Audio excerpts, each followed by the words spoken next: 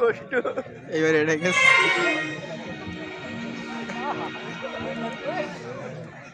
বুঝতে পেরেছেন?